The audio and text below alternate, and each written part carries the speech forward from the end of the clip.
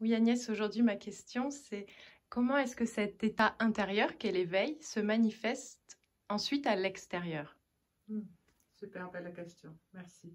C'est vrai que pour beaucoup d'êtres, l'éveil semble être une réalisation au niveau de la conscience et que cette réalisation pourrait rester dans l'abstrait de la conscience.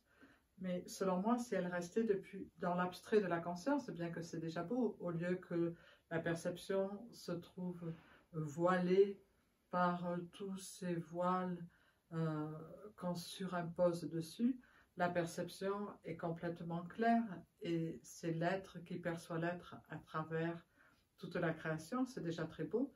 Le fait qu'on soit des êtres incarnés fait que cela se doit, enfin se doit, c'est peut-être un peu fort comme expression, mais que l'invitation, c'est vraiment de l'appliquer à tous les niveaux de l'incarnation, parce que sinon, à quoi, euh, à quoi rimerait l'éveil ou à quoi rimerait l'incarnation si les deux ne s'unissent pas complètement?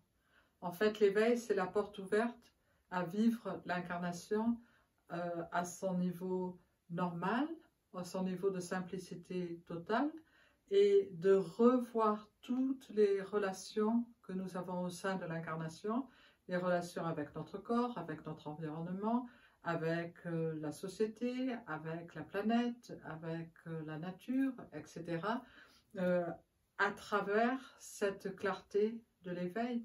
Donc ça doit se manifester d'abord par une simplicité absolue, et puis par le fait de ne plus faire aucun compromis.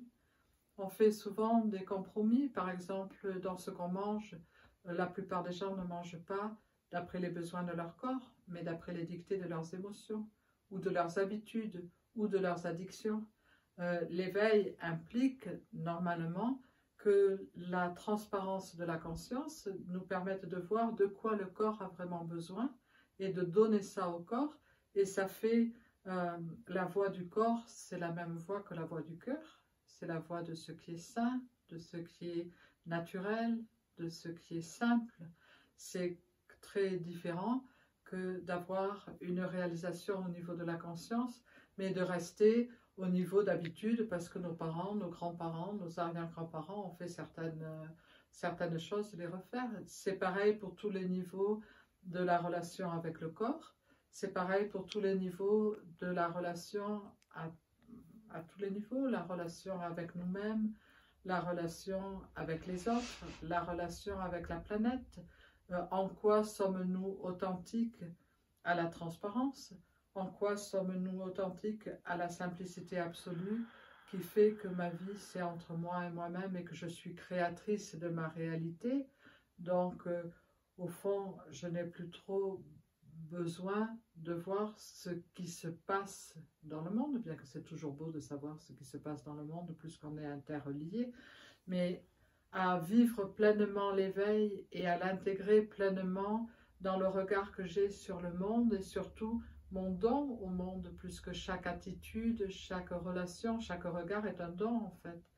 Euh, L'éveil doit amener à comprendre que c'est nous qui créons la création tout entière. Ça paraît grandiose et ça paraît un peu loufoque, mais c'est pourtant la réalité. La physique quantique l'a montré. Donc, rester fidèle à ce regard de simplicité absolue, à ce regard d'authenticité absolue où seul est le cœur, seul est l'amour et seule est la transparence. Donc, plus besoin ou de jugement ou d'interprétation ou à nouveau de rester avec les trains de nos ancêtres qui nous ont amenés à pas grand-chose finalement. Enfin, ils nous ont menés à des choses splendides, plus que la, la noblesse de l'être humain reste une évidence. Mais en même temps, les habitudes sociales érigées par nos ancêtres n'ont pas forcément été très performantes pour établir cette terre qui ne peut, d'après les yeux de l'éveil, qu'être un paradis. Donc, actualiser cette conscience de l'éveil, c'est le fait de l'incarnation en fait. Et c'est magnifique et c'est ce qui rend l'incarnation passionnante.